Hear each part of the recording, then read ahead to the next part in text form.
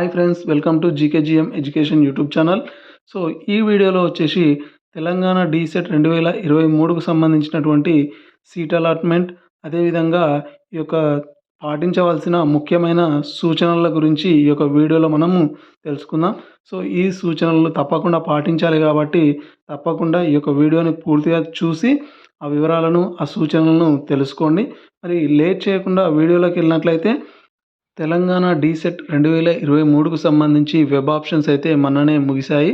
So మనకు seat allotment basic merit ఆధారంగా మనకైతే సీట్ని అయితే అలాట్ చేస్తారు. అది రేపే ఆ అలాట్మెంట్ అయితే చేయనున్నారు. 30 తారీఖు 12వ నెల 2023న. సో మనకు ఏ కాలేజీలో సీట్ వచ్చిందనేటటువంటి ఇన్ఫర్మేషన్ రేపైతే తెలుస్తుంది.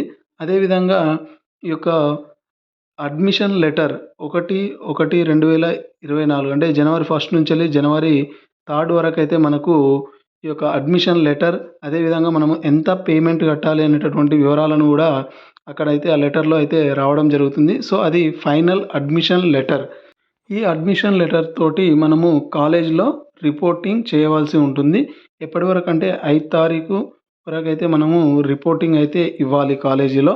సో రిపోర్టింగ్ ఇవ్వకపోతే మన సీట్ అనేది క్యాన్సిల్ అవ్వడం అయితే జరుగుతుంది. కాబట్టి అందరూ 5 లోపే మీకు వచ్చినటువంటి కాలేజీలో రిపోర్టింగ్ చేసి మీ యొక్క సీట్ని ఓకే చేసేసుకోండి. లేదు అని అంటే మళ్ళీ సీట్ కోల్పోయేటటువంటి అవకాశం ఉంటుంది. ఇన్ని రోజులు వెయిట్ చేసినటువంటి టైంకి వాల్యూ లేకుండా పోతుంది. కాబట్టి తప్పకుండా రిపోర్టింగ్ చేయండి. అదేవిధంగా మీకు వచ్చినటువంటి కాలేజెస్, ఫస్ట్ అయితే మీకు కాలేజెస్ అయితే ఏ కాలేజీలో వచ్చిందో మీకు తెలుస్తుంది కదా. ఆ కాలేజ్ మీకు నచ్చినా నచ్చకపోయినా కూడా తప్పకుండా అందులో జాయిన్ అవ్వండి. ఎందుకు అని అంటే మనము గత వీడియోలో ఇంతకుముందు చెప్పాము. సో ఇంతకు ముందుకు ఉన్నన్ని కాలేజెస్ ఇప్పుడు లేవు. ప్రజెంట్ ఓన్లీ 45 ప్రైవేట్ కాలేజీలు, 9 గవర్నమెంట్ కాలేజీలు మాత్రమే ఉన్నాయి. అంటే దాదాపు 200 కాలేజీస్ నుంచి వెళ్ళి 45 కాలేజీలకు పడిపోవడం జరిగింది. అదేవిధంగా గవర్నమెంట్ కూడా ఒక కాలేజీని కూడా తీసివేయడం అయితే జరిగింది. కాబట్టి దాదాపు మీకు వచ్చింది అని అంటే అది ఆ సీట్ని మీరైతే కోల్పోకపోవడమే బెటరు. సో వచ్చిన కాలేజీని వదులుకోకపోవడం మంచిది. ఎందుకంటే మళ్ళీ సెకండ్ ఫేజ్ ఉన్నా కూడా అందులో వస్తుందని చెప్పేసి కన్ఫామ్గా చెప్పలేం.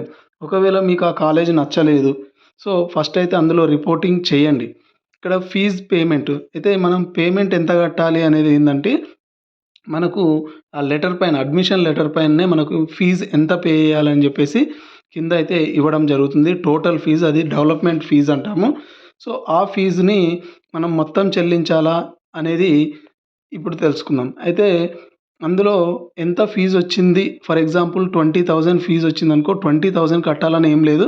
మీరు కాలేజీలో అడ్మిషన్ తీసుకునేటప్పుడు ఎంతో కొంత ఫీజు పేమెంట్ చేసి తర్వాత కడతామని చెప్పేసి ఫస్ట్ అయితే సీట్ని అయితే ఓకే చేసేసుకోండి. సో తర్వాత మీకు స్కాలర్షిప్ రూపంలో ఆ మనీ అయితే రావడం జరుగుతుంది. సో ఫస్ట్ అయితే మీరు కొంత ఫీజు కట్టాలి. కొన్ని కాలేజెస్ అయితే ఫీజు మొత్తం పే చేయమంటాయి. కానీ మీరు కొంచెం మాట్లాడి ఇది పాసిబుల్ కాదని చెప్పేసి ఏదో ఒకటి బ్రతిమలాడుకోవడం, ఏదో ఒకటి చేసి కొంత ఫీజు అయితే కడితే వాళ్ళు అడ్మిషన్ తీసేసుకుంటారు. అదేవిధంగా కాలేజెస్కి అందరికీ ఒకటే ఫీజు ఉంటుందా అంటే అందరికీ ఒకటే ఉండదు. కేటగిరీస్ వైజ్గా కూడా మార్పులు చేర్పులు ఉంటాయి. అదేవిధంగా కాలేజెస్ వైజ్గా కూడా, అంటే సిటీలో ఉన్నటువంటి కాలేజ్ అంటే రూరల్ ఏరియాలో ఉన్నటువంటి కాలేజెస్కి కానీ డిఫరెంట్గా ఉంటుంది అన్నట్టు. ఎందుకంటే మన ఊర్లలో ఉన్నట్టుగా చూసుకున్నట్టయితే ఆ కాలేజీకి తక్కువ డిమాండ్ ఉంటుంది కాబట్టి ఫీజు కూడా తక్కువనే ఉంటుంది. అదే సిటీలలో ఉండేటటువంటి కాలేజెస్కి ఇప్పుడు వాళ్ళు ఇచ్చినటువంటి ర్యాంక్ ఆధారంగా కాలేజెస్కి పర్మిషన్ ఇస్తారు కదా, వాళ్ళు చెప్పడం అయితే జరుగుతుంది. సో దాని ప్రకారం వాళ్ళు ఫీజుని అయితే డిక్లేర్ చేసుకుంటారు. కాబట్టి కొన్ని కాలేజెస్కి ఎక్కువ ఫీజు ఉంటుంది, కొన్ని కాలేజెస్కి తక్కువ ఉంటుంది. అందులో కూడా కేటగిరీస్ వైజ్గా ఫీజులు అనేవి అటు ఇటుగా ఉంటాయి.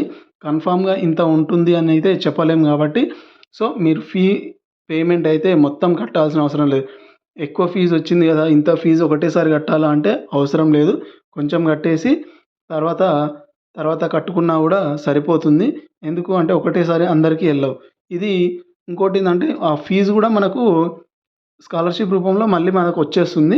కాకపోతే ఏంటంటే ఇది డెవలప్మెంట్ ఫీజు కాబట్టి తప్పకుండా ఎంతో కొంత తప్పకుండా కట్టాల్సి ఉంటుంది.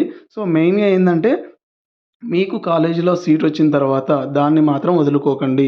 అది కన్ఫామ్‌గా అలాగే ఉంచుకోండి. ఒకవేళ మీకు నచ్చలేదు అనుకోండి, సీట్ ఓకే చేసుకొని సెకండ్ ఫేజ్ వచ్చినప్పుడు అప్పుడు మీరు కాలేజెస్‌కి ఆ ఆప్షన్ పెట్టుకోండి. వేరే ఆప్షన్.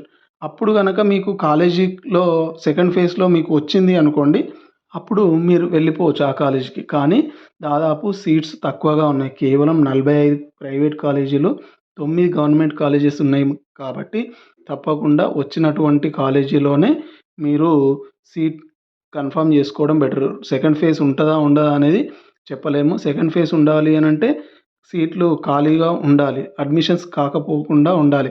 సో, ఉన్నయే తక్కువ సీట్లు. ఎక్కువ మంది అప్లై చేసుకునే వాళ్ళున్నారు. అంటే ఎక్కువ మంది ఎగ్జామ్ గూడా రాసారు కాబట్టి దాదాపు మీరు సీట్‌ని మాత్రం కోల్పోకుండా ఉండాలంటే వచ్చిన సీట్‌లోనే మీరు కన్ఫర్మ్ చేసుకుంటే బావుంటుంది. సో, ఈ చిన్న చిన్న సూచనలు పాటిస్తారని చెప్పేసి ఈ వీడియో మీకైతే చేయడం జరిగింది.